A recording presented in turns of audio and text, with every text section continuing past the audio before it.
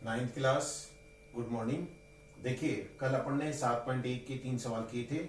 आज आप लोगों को, क्योंकि ये सवाल थोड़े बड़े हैं और थोड़े कठिन भी हैं, तो आप लोगों को इनको मैं आज आपको 2 ही सवाल बताए जाएंगे, उनको आप ध्यान से देखना, ठीक है ना। क्योंकि ये आप लोगों के लिए थोड़ी कठिन है, तो इस एक्सरसाइज को आप लोग थोड़ा ढंग से करेंगे तो ही आप लोगों को आगे की क्वेश्चन भी आएंगे। क्या है देखो, अब इसके बाद में आता है आपके सवाल नंबर 4। एल और एम, देखिए चित्र बना के बता रखा मैंने आपको। ये एल है और ये एम है। एल और एम दो समांतर रेखाएं हैं, ठीक है ना, जिन्हें समांतर रेखाएं पी और क्यू का एक अन्य युग्म प्रतिच्छेद करता है। यानी ये भी दोनों समांतर है और ये दोनों भी समांतर है, ठीक है। फिर इसके बाद में दर्शाइए कि त्रिभुज ए बी सी सर्वांगसम त्रिभुज सी डी ए। त्रिभुज ए बी सी यानी ये वाला त्रिभुज और ये वाला त्रिभुज, ये दोनों त्रिभुज सर्वांगसम है, तो ये अपने को सिद्ध करना है। तो देखो, सबसे पहले दिया गया है, ये है आपके क्वेश्चन नंबर 4। सबसे पहले आप लिखेंगे, दिया है, क्या दे रखा है देखो, एल समांतर है एम के, एल समांतर है एम के तथा बी समांतर है किसके, क्यू के। यानी ये दोनों भुजाएं समांतर हैं और ये दोनों भुजाएं समांतर हैं। सिद्ध करना है,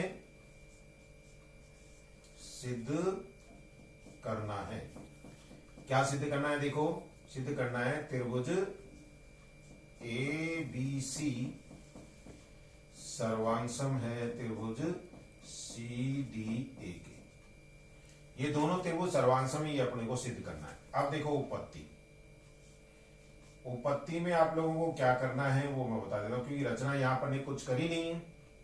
तो उपपत्ति में देखिए क्या करेंगे आप लोग। देखो, आप लोगों को एक परिभाषा बताई गई थी, समांतर चतुर्भुज। समांतर चतुर्भुज क्या होता है? ऐसा चतुर्भुज जिसकी आमने सामने की भुजाएं समांतर हो, जिसकी आमने सामने की भुजाएं समांतर हो, और उसकी आपको प्रॉपर्टीज भी याद होंगी। समांतर चतुर्भुज में अभिमुख कोण क्या होते हैं? बराबर, मतलब सम्मुख कोण जो होते हैं आमने सामने, जैसे ये कोण बराबर होंगे, ठीक है ना। इसी तरीके से आमने सामने की भुजाएं भी बराबर होती हैं, ठीक है।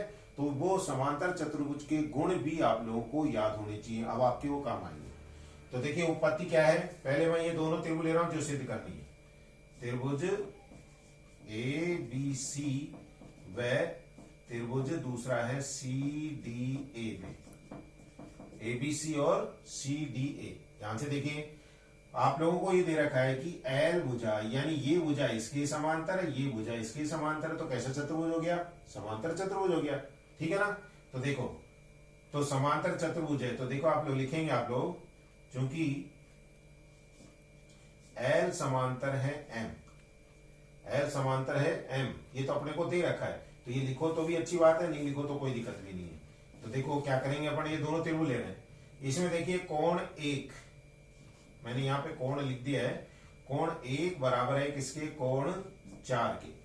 ए बी सी में ये है, तो पहले ए बी सी का कोण कौन सा आएगा? 4 पहले लिखेंगे और 1 आपको बाद में लिखना है, क्योंकि ये दूसरा त्रिभुज है। तो कोण 4 बराबर है किसके? कोण 1 के। कारण क्या लिखोगे?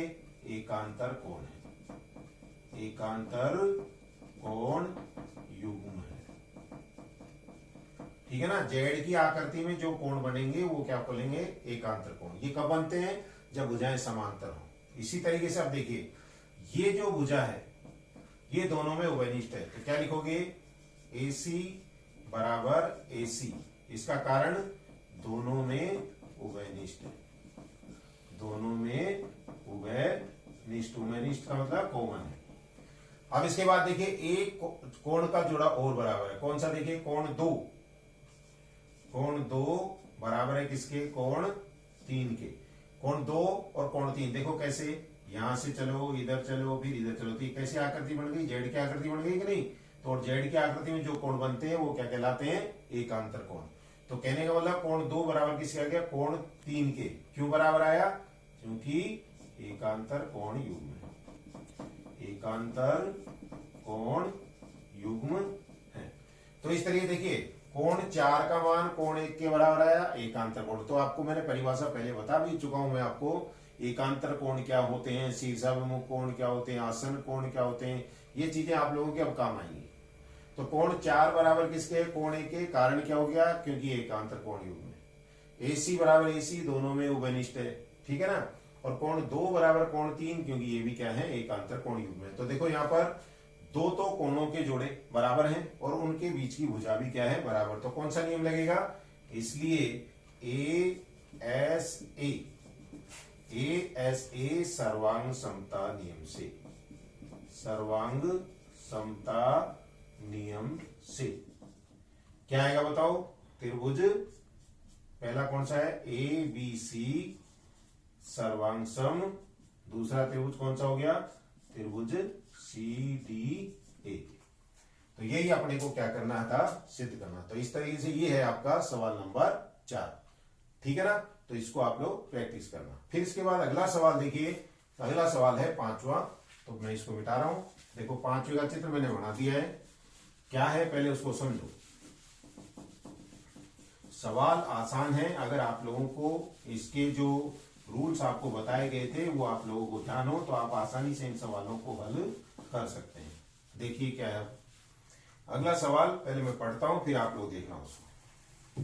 क्या देखिए, रेखा L कोण A को समद्विभाजित करती है। ये L है, ये इस कोण को समद्विभाजित करती है। कहने वाला मैं यहाँ पे नाम दे देता हूं, जैसे ये 1 है और ये 2 है। तो कोण 1 का मान किसके बराबर है, कोण 2 के बराबर। कोण 1 का मान किसके बराबर है, कोण 2 के। फिर आगे क्या दिया हुआ है, फिर आगे दिया हुआ है देखिए, रेखा L कोण A को समद्विभाजित करती है और B रेखा L पर स्थित कोई बिंदु है, B रेखा L पर स्थित कोई बिंदु है। BP और BQ कोण A की भुजाओं पर B से डाले गए लंब हैं, लंब दे रखे हैं आप लोगों को। मतलब B तो ये बिंदु है जो कि L पर स्थित है, और ये जो BP and BQ are perpendicular, मतलब ये BP और BQ जो हैं वो क्या दे रखे हैं, लंब दे रखे हैं। किसके ऊपर, BP तो दे रखा है इस वाली रेखा पर और BQ इस वाली रेखा पर, यानी कोण बनाने वाली भुजाओं पर डाले गए लंब हैं। भुजाओं देखो, BQ कोण A की भुजाओं पर B से डाले गए लंब हैं। तो सिद्ध क्या करना है, सिद्ध करना है देखो, त्रिभुज APB सर्वांगसम त्रिभुज AQB और दूसरा BP बराबर BQ। तो सबसे पहले ये देखिए, अब आपके आ गया कौन सा सवाल, 5वां। क्या लिखेंगे आप लोग, दिया है, समझेंगे ध्यान से किस तरीके से लिखना है, क्या करना है वो देखिए। देखो L कोण A की समद्विभाजक रेखा है,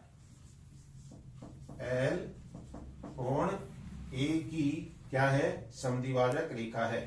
अर्थात अगर ये समद्विभाजक रेखा है तो इसका मतलब क्या हो गया, अर्थात कोण 2 बराबर किसके है, कोण 1 के। कोण 2 बराबर किसके है, कोण 1 के। तथा और भी कुछ दे रखा अपने को, B बिंदु B या B लिख दो, B बिंदु रेखा L पर स्थित है, रेखा L पर स्थित है। अब देखो, वह BP वह BQ कोण को बनाने वाली भुजाओं पर डाले गए लंब है। कोण A को बनाने वाली भुजाओं पर डाले गए लंब हैं, डाले गए लंब हैं। अब ये इतना बड़ा जो लिखा वो किस में से लिखा, क्वेश्चन में से। क्वेश्चन को आप लोग पढ़ेंगे, क्वेश्चन के अनुसार आप लोगों को ये लिखना है। फिर इसके बाद में दूसरा टॉपिक लिखेंगे, सिद्ध करना है। सिद्ध क्या करना है वो देखिए, दो चीजें हैं। पहला, त्रिभुज APB सर्वांगसम त्रिभुज AQB, पहला तो ये सिद्ध करना है। फिर इसके बाद में दूसरा क्या सिद्ध करना है, BP बराबर है BQ के, ये अपने को सिद्ध करना है, ये अपने को सिद्ध करना है। अब रचना कुछ की नहीं गई है, अब आप लोग देखिए इसकी उपपत्ति, ये मैं मिटा रहा हूं ऊपर से। देखो मेन चीज जो है वो है इसकी उपपत्ति। उपपत्ति या इंग्लिश में इसको बोलते हैं प्रूफ। क्या करना है देखिए, अब इसके अंदर आपको दो त्रिभुज लेने हैं। पहले त्रिभुज ए पी बी व त्रिभुज ए क्यू बी, इन दोनों को सर्वांग सिद्ध करेंगे। देखिए किस तरीके से करते हैं। तो आप लोग देखिए यहां पर ये समद्विभाजक रेखा है, ठीक है ना। तो आप लोग लिखेंगे, देखिए कोण 2 बराबर है कोण 1 के। क्यों बराबर है? ये अपने को दिया है, ये अपने को दिया हुआ है। फिर इसके बाद में देखो इन दोनों त्रिभुजों में एक भुजा उभयनिष्ठ है। इन दोनों त्रिभुजों में एक भुजा उभयनिष्ठ दिख रही है आप लोगों को। कौन सी भुजा है? A B. ए बी बराबर ए बी, ये क्यों है? दोनों में उभयनिष्ठ है। ये दोनों में क्या है? उभयनिष्ठ है। इसके बाद में एक कोण और बराबर है। देखो कौन सा? इसमें जो कोण है वो है आपका कोण ए पी बी बराबर है कोण A Q B. A P B बराबर किसके है? कोण ए क्यू बी के। क्यों बराबर है? उसका कारण आपको पता भी है। क्यों? क्योंकि प्रत्येक कोण कितने का है? 90 डिग्री का है। प्रत्येक कोण 90 डिग्री का है। अब यहां देखिए आप लोग, दो तो कोण बराबर हो गए और एक भुजा बराबर है। अब आरएचएस नियम में तो क्या होता है? Right angle, hypotenuse and one side. तो यहां पर क्या है? आप लोगों को दो कोण और एक भुजा बराबर दे रखी है। तो नियम कौन सा लगेगा? ए एस ए नियम। कौन सा नियम लगेगा? ए एस ए नियम से। ए एस ए, या इसको बोलेंगे कोण भुजा कोण नियम से। कोण भुजा कोण नियम से दोनों त्रिभुज क्या हो जाएंगे? सर्वांग। त्रिभुज कौन कौन सा? ए पी बी सर्वांग त्रिभुज ए क्यू बी, यानी दोनों त्रिभुज सर्वांग हो गए। और सर्वांग होते ही आप लोगों को मैंने बताया था सीपीसीटी लग जाएगी। तो क्या होगा देखो, इसलिए कौन सी भुजा? बीपी। इसलिए बीपी बराबर किसके होगा? बीक्यू के। किससे हुआ ये? सीपी सीटी से। कहने का मतलब अगर दो त्रिभुज सर्वांग है तो उनकी संगत भुजाएं और संगत कोण बराबर होंगे। तो इन दोनों मतलब जो सवाल आपको बताए गए हैं इनकी आप प्रैक्टिस करना, क्योंकि अब ये सवाल आप लोगों के लिए थोड़े से अलग हटके हैं, इसलिए इनको बार बार करने की कोशिश करना। आगे के कल बताए जाएंगे। धन्यवाद।